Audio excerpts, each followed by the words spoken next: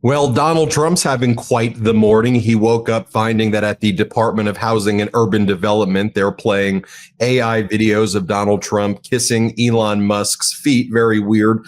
Donald Trump then went on a posting tear to just post lots of things that have the number billions in front of them.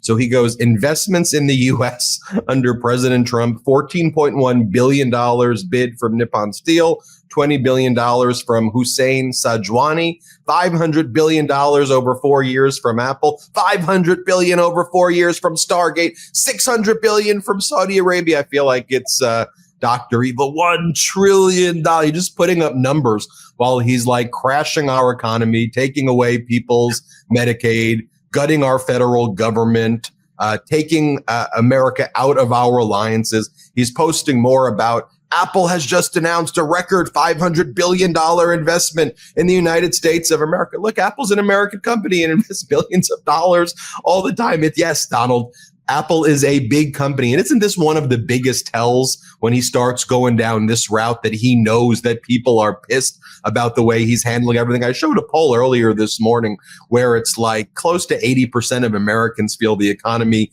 is heading in the wrong direction. Donald Trump grifting, of course, selling bizarre pens. Get your pen today. He then keeps on posting that Elon is doing a great job, but I want to see him get more aggressive, Donald Trump says. And then it's email after email to his subscribers and to his people on his listserv saying, you want to come to Mar-a-Lago? I don't invite anybody to my luxurious home, but I'll invite you. I'll invite you. Let me bring in Congressmember Raja Krishnamoorthi. Congressmember, what the heck in the world is going on here? People are rising up, though. People are pissed, eh? They are. I think that you might have seen it, but his poll numbers are dipping now as people are paying attention to what's happening here. Some people talk about DEI. I also talk about it, Doge, Elon, and incompetence. And it is out of control, my friend. And we're seeing it kind of lay, wreckage across the government landscape. My constituents made almost 1,000 phone calls into our office the day that they learned that Elon Musk had access to, private information on the federal payment service. They don't want any part of that. And these are Republicans, Democrats, and independents who are calling in. They aren't just Democrats. They aren't just liberals. They are people across the political spectrum. The more they learn, I think there is buyer's remorse that's taking hold as well. We've been covering these town halls of your Republican colleagues, and we're talking about in ruby red areas. We talked about like Georgia's 7th, Oregon's 5th, the really red areas in Wisconsin, Oklahoma's 1st. And, there are Republicans, libertarians who are there and saying, what the heck? Why are you giving my medical records and my private data to Elon? And it's so bizarre because these like MAGA Republican Congress members have been living in Elon's algorithm. They look like legitimately like frozen and stunned. This is MAGA Republican Representative Grothman. Just watch this and I'll get your reaction to it. Calling those people with different abilities leeches and losers, and that they're leeching off the system. Yes, I have heard it from their own posts. How much did Elon pay? Losers. I don't believe it. Yeah. Okay. You don't believe it, you can read it. You are in denial. I'll Google it. Google it. Yeah. Well, Congressmember Grothman says he doesn't believe it. Do you believe it? Yeah, I do. And I think that these town halls are an indication that constituents are restless. They don't like what they're seeing. They don't like the fact that, the Republicans are proposing upwards of $2.3 trillion in cuts to Medicaid. Think about that. That's almost a third of Medicaid. That would mean tens of millions of Americans losing access to their sole source of health care. And so, Ben, this is a program. Numerous programs like this touch Democrats, Republicans, independents in blue states and red states. And I think that, people are suddenly kind of becoming aware of just the consequences of what's about to happen. And why do they want these cuts? That's the other question that people are asking. Well, it turns out the answer is to fund tax cuts. tax cuts for billionaires, oligarchs, broligarchs, special interests, you name it. And that just causes the smoke to come out of people's ears as well. It's like these Republicans have been so entrenched in Twitter, which is now X. They live through these memes, and people need their Medicaid and their Medicare and their health care, and they want answers, and people are not satisfied with the dumb, excuse my language, dumb shit that Elon is posting on his social media. They want oversight, and they're just saying, why don't you just have this guy show up and testify then? And even your Republican colleagues are like, nah, it's Elon. He's a billionaire. We wouldn't do anything wrong. Why would he testify? I mean, that's kind of that's crazy. It is. We were one vote short of having him testify before the Oversight Committee when we tried to subpoena him. But can I say one other thing that is wigging people out, really getting people upset, which is avian flu. This avian flu thing is out of control. It's causing the price of eggs and other groceries to skyrocket.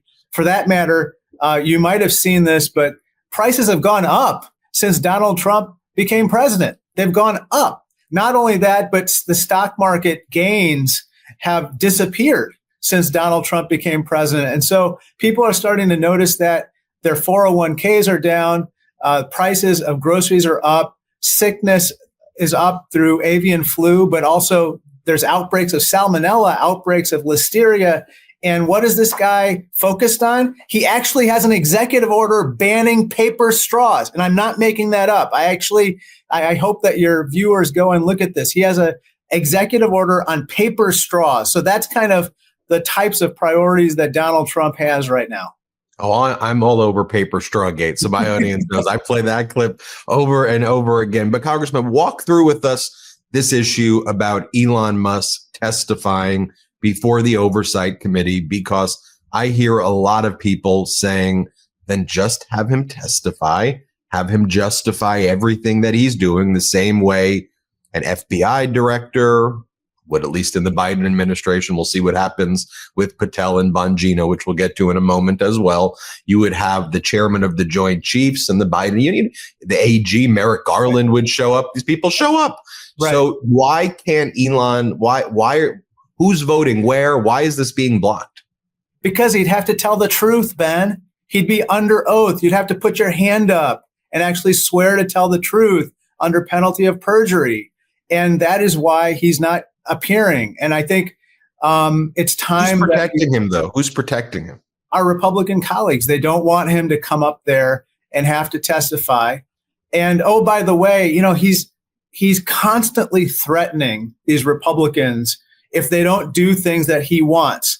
You may be getting to this, but one of the reasons why the Republicans in the Senate rubber stamped such controversial figures as Hegseth and Tulsi Gabbard and Kash Patel and RFK Jr. is because Elon Musk threatened each of the wavering senators with primary battles that he would fund with his PAC. And so he's threatening people and they're doing his bidding. And one of them is not bringing him to testify before the House. And speaking about some of these controversial picks, Congressmember, we learned on Sunday night that Dan Bongino, who's never worked in the FBI, is going to be the deputy director of the FBI. I'll just show you this quick clip of this guy. The thing that matters is what? Chat. What matters? Anyone? Power. Power. You can see what I'm at. Power. That is all that matters. No, it doesn't, Dan. We have a system of checks and balances. That's a good one. That's really funny. We do? I mean, what in the world? I mean, just what in the world is this? I mean, Americans who aren't perpetually glued to Elon's memes and, I guess, right-wing podcast culture.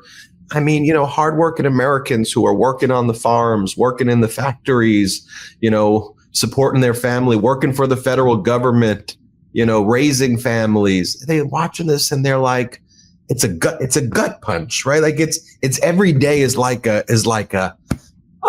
what? What do you tell the American people right now? Well, what I tell them is that please hold us accountable in Washington. I'm talking about Republicans and Democrats. We have to get this better. We have to do something about this. This is unacceptable.